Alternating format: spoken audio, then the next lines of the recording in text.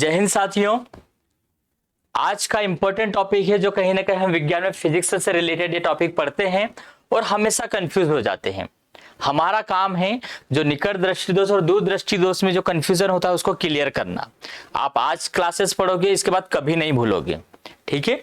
तो इसमें समझना बेटा है, सबसे पहले तो नाम क्या है, निकट दृष्टि दोष और दूर दृष्टि दोष। यानी कि जो हम देखते हैं, किसी को दूर का नहीं दिखता है, किसी को पास का नहीं दिखता है, तो चश्मा बनवाते अपन, समझ गए। तो इसका प्लस पॉइंट ये होगा कि जब ये क्लासेस देखोगे, ज्यादा से ज्यादा 4 से 5 मिनट की रहेगी, परंतु अगर आज आपने इस क्लास को देख ली, कभी जीवन में नहीं भूलोगे। समझना, देखो बेटा, जो हमारा निकट दृष्टि दोष होता है उसमें ये याद रखना, निकट यानी कि पास की वस्तु है।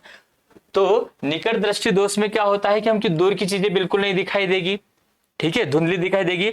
और दूर दृष्टि दोष में पास की चीजें साफ नहीं दिखती है। जैसा नाम काम उल्टा, निकट दृष्टि दोष में दूर की वस्तु नहीं दिखाई देगी, दूर दृष्टि दोष में पास की वस्तु नहीं दिखाई देगी। समझ में आया।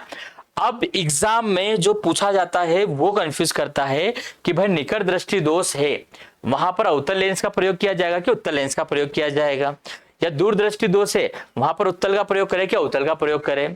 कंफ्यूजन, इसी के लिए हम सबसे बेस्ट तरीका लाए हैं ताकि आपको आसानी से याद हो जाए। देखो बेटा, कंपेयर करना है अपने को।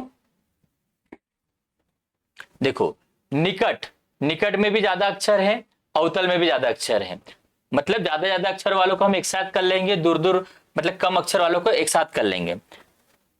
इसमें भी क्या होता है, दूर 2 अक्षर है, उत्तल में भी क्या होता है, कम अक्षर है। अवतल और उत्तल दोनों को कंपेयर करें तो इसमें ज्यादा अक्षर है और इसमें कम अक्षर है, ठीक है। निकट और दूर में कंपैरिजन करें तो निकट में ज्यादा अक्षर है, दूर में कम अक्षर है। इसमें 3 है, इसमें 2 है, इसमें 4 है, इसमें 3 है।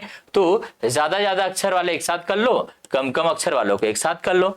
तो निकट दृष्टि दोष में अवतल लेंस का प्रयोग होगा, दूर दृष्टि दोष में उत्तल लेंस का प्रयोग होगा। सिंपल सा है, कोई कंफ्यूजन नहीं। बस हमको बस इतना याद रखना है कि निकट, ये जो अवतल लेंस है वो कैसा दिखता है।